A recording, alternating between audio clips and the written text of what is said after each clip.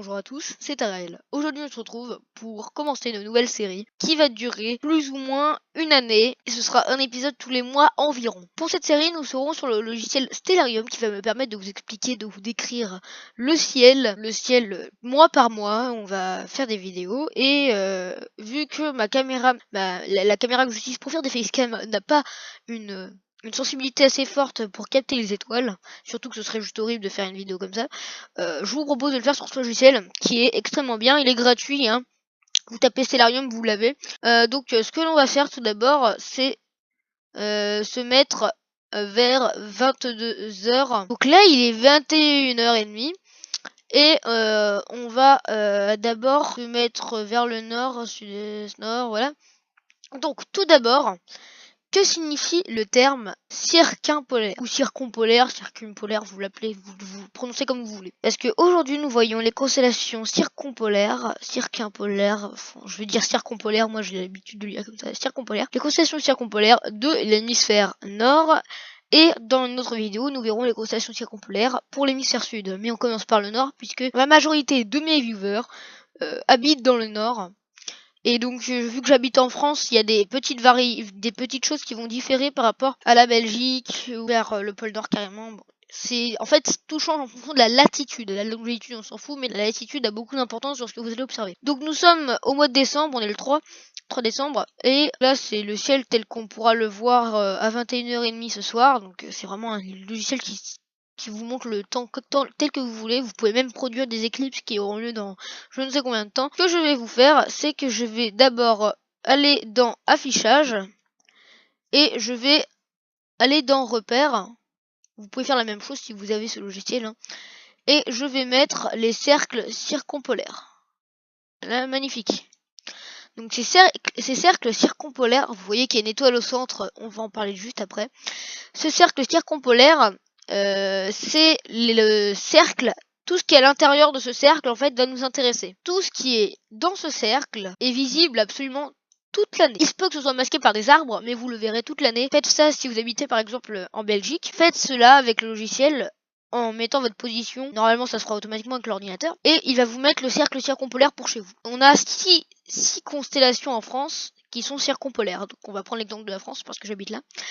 Et la première chose que je vais faire, c'est vous afficher les lignes des constellations et je mettrai les noms après. Donc, nous avons 6 constellations circumpolaires. Pour qu'une constellation soit circumpolaire, il faut qu'elle soit visible dans son entièreté toute l'année. Par exemple, vous voyez que cette constellation qui est la plus connue, une des plus connues du ciel, voire la plus connue, elle passe de justesse, mais elle passe entièrement dans le cercle. Ça veut dire qu'on la verra toute l'année, elle est circumpolaire.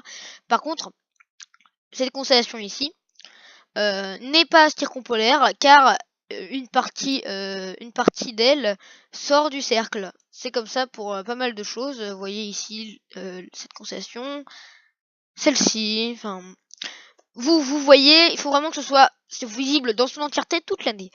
Donc la première constellation qu'on va aller voir, c'est la plus connue, la Grande Ourse.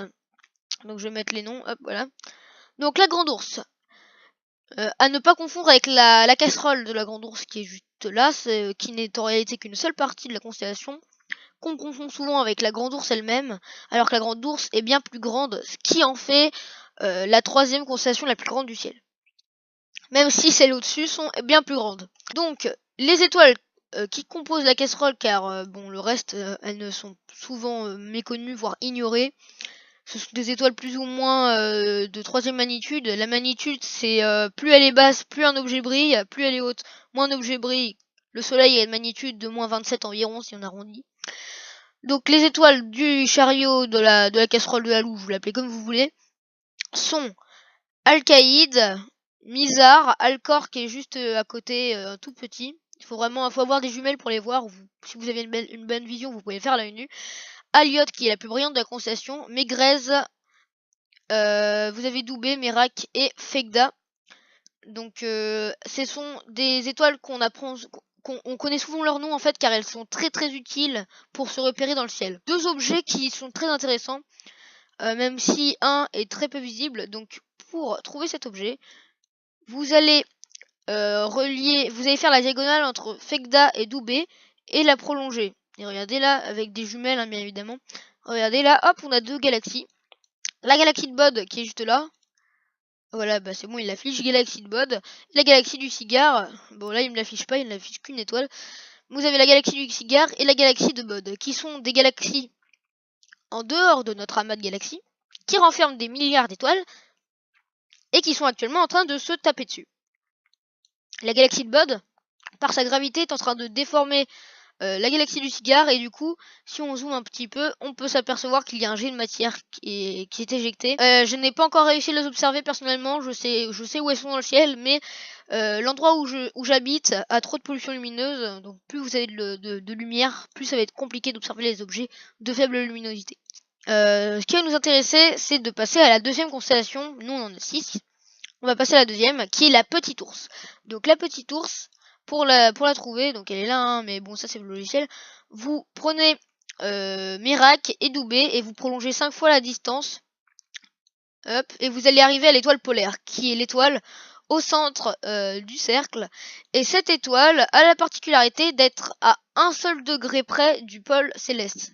Elle reste à l'œil nu à la même place toute l'année. Elle indique le nord, et donc vous pouvez vous en servir pour capter le nord. C'est hyper simple. Donc une fois que vous avez fait ça, vous n'aurez même plus besoin de le refaire. Vous saurez où elle est dans le ciel. Donc cette constellation contient Kokab, qui est la deuxième étoile la plus brillante.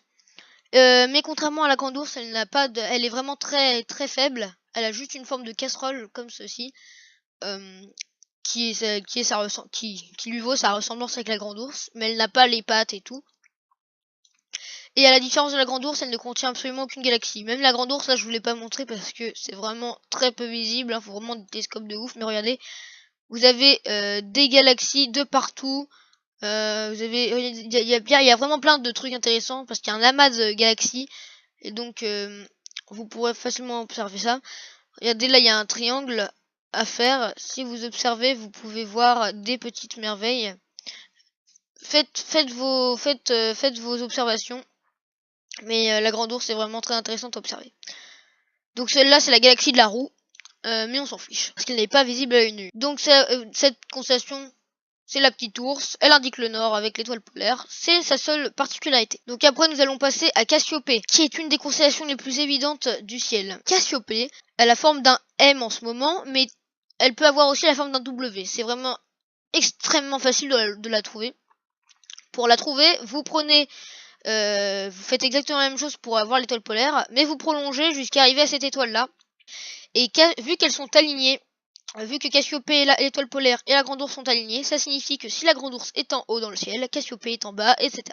Donc là, Cassiopée est présentement au zénith et en train de partir. Donc cette Cassiopée a une étoile très intéressante qui est celle-ci, et qui est une variable irrégulière, donc elle a tendance à ne pas briller beaucoup et peut très bien rebriller d'un coup à n'importe quel moment, ce qui n'est pas le cas de toutes les étoiles. Et il y a certaines étoiles qui ont des périodes bien définies, on va en voir une tout à l'heure. Cassiopée, le W, vous l'observez très facilement, vous avez juste à chercher un peu et vous l'avez. Nous passons ensuite à Céphée, qui est une constellation extrêmement intéressante car elle contient des objets intéressants. Donc elle a la forme que le logiciel met, c'est une maison. Donc la maison, c'est juste un astérisme. Normalement, il y a une petite ligne ici pour faire la tête et un triangle juste là. Il est bien évident quand même. Donc, vous avez cette étoile-là du triangle qui est une étoile variable qui est de type céphéide. Ça vient de la constellation de Céphée. Vous voyez la céphéide. Et les céphéides sont un type de variable qui vont changer de luminosité sur de très courtes périodes. Le plus long qu'on a, c'est du 40 jours, ce qui est très très long pour ce type-là.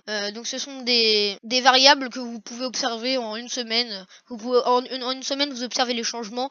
C'est vraiment cool à faire comme expérience, je l'ai déjà fait. On note pas vraiment la différence, mais ça se voit quand même un petit peu. Si vous prenez des clichés et que vous regardez les deux, vous verrez quand même qu'il y a une différence. Mais il faut un bon appareil photo pour faire ça. Deuxième objet intéressant de cette constellation, c'est cette étoile ici, qui est l'étoile Grenat, qui est l'étoile la plus rouge du ciel. Et malheureusement, vous aurez tendance, avec sa magnitude assez faible, à ne pas la voir rouge. Donc je vous conseille d'utiliser des jumelles pour voir sa couleur rouge-orange. Moi je trouve qu'elle est plus orange que rouge. Après, c'est vraiment la plus colorée du ciel, on va dire.